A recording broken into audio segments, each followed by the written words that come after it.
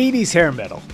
You're thinking spandex, crazy hair, and some wild fashion, and honestly, you're not wrong. You serious? That decade was packed with bands that were all style and zero substance.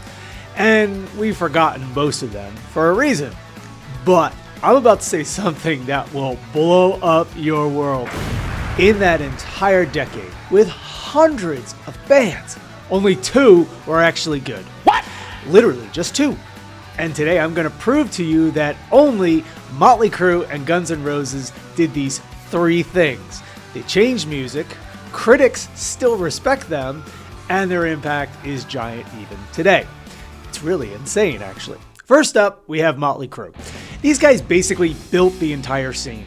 Now, while other bands like Van Halen were already huge, Mötley Crüe came in and literally created the blueprint for every hair metal band that followed. Their first album, Too Fast for Love, was this insane, self-funded record that basically invented the sound and the look for the next 10 years. Other bands were singing about parties, but Mötley Crüe were the party. The kind of crazy, dangerous party that would get you arrested party. Albums like Shout at the Devil were massive cultural events that were all about rebellion. They weren't acting, they were actually living this insane rock star life, and you could hear that authenticity in their music, which gave them a crazy edge that's pretty much lasted forever. And then Guns N' Roses showed up. If Mötley Crüe built the house, GNR literally kicked the door down off the hinges and set everything on fire. They changed everything. People argue if they're even a hair band, and that's the whole point. They came from the same place, but their music was really just from another planet. Their first album, Appetite for Destruction, is considered one of the greatest debuts of all time. Not just in hair metal, in all of rock.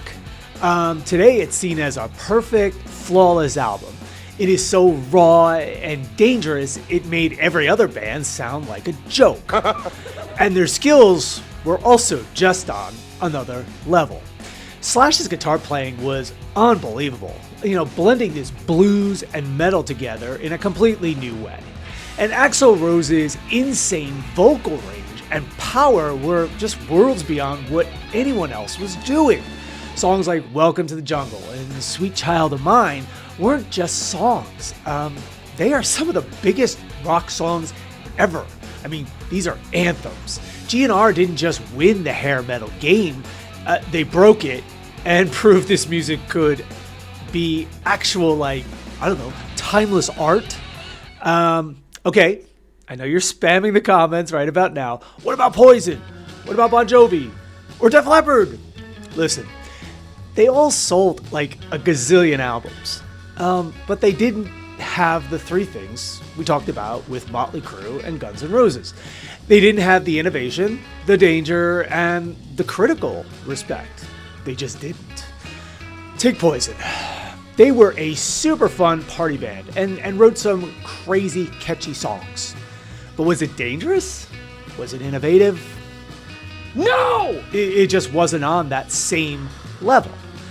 And then you've got Bon Jovi and Def Leppard. I mean, these bands are giants, but their music was way more like polished arena rock.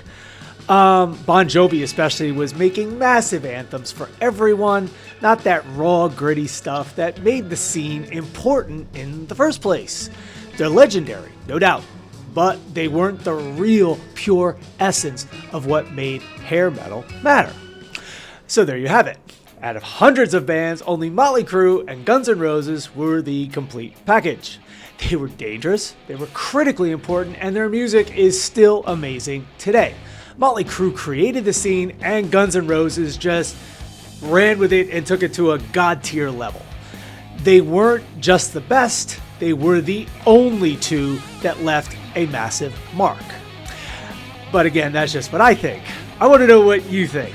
Which hair metal bands are the GOATs? Am I crazy? You suck! Prove me wrong in the comments right now. And if you want more insane deep dives like this, subscribe right now so you do not miss the next video.